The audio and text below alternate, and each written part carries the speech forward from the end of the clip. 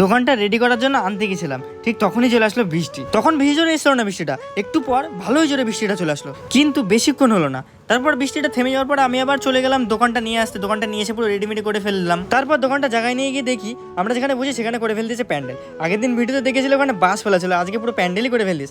তাই কোনো রকম ম্যানেজ করে সাইডে দোকানটা লাগালাম। প্রত্যেকবার এই সাইডের দিকে প্যান্ডেলটা করে, আজকে আবার আমরা যেখানে বসি সেখানেই করেছে।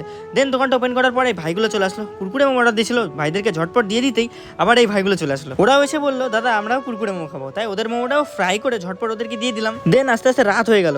সামনেও দেখতে পাচ্ছ প্যান্ডেল, আসলে আমাদের এখানে বড় ঠাকুরের পুজো, তো ওইখানে প্রসাদ টসাদ দেবে, ওখানে কীর্তন টির্তন হবে কালকে থেকে। দেন এই দিদিটি এসেই বললো ভাই তোর ভিডিও দেখে এসেছি, ভিডিওগুলো ভালোই হচ্ছে। প্যান ফ্রাই মোমো অর্ডার দিয়েছিল, পার্সেল নিয়ে যাবে, তাই রেডি করে দিয়ে দিতেই এই ভাইটি চলে আসলো।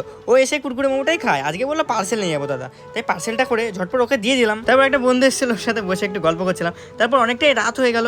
দেন রাত হতে ভাবলাম দোকানটা বন্ধ করে দেবো, তখনই এই ভাইগুলো চলে আসলো। ভাইগুলো এসে বললো স্টিম মোমো। তারপর ওদের 2 প্লেট চিকেন মোমো দিয়ে বাজার পুরো ফাঁকাই হয়ে গেছিল। আমি ভাবছিলাম দোকানটা বন্ধ করে দেবো, কিন্তু দোকানটা বন্ধ করার আগে একটা কাকা বলে গেছিল 1 প্লেট চিকেন মোমো পার্সেল করে তাকে দিয়ে আসতে, ওই সামনে দোকানেই বসেছিল। আমিও ঝটপট মোমোটা দিয়ে এসে দোকানটা অফ করে ফেললাম। দেন দোকানটা গুছিয়ে বাড়ি চলে গেলাম। ভিডিওটা এইটুকু ছিল, ভালো লাগলে একটা লাইক কমেন্ট করে দিও।